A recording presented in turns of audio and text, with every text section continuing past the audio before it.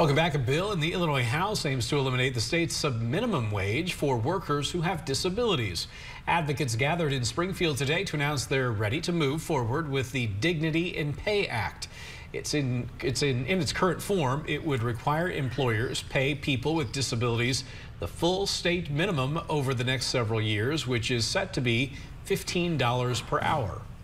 Subminimum wage payment denies fair compensation and perpetuates ableism with society, intensifying employment and financial disparities.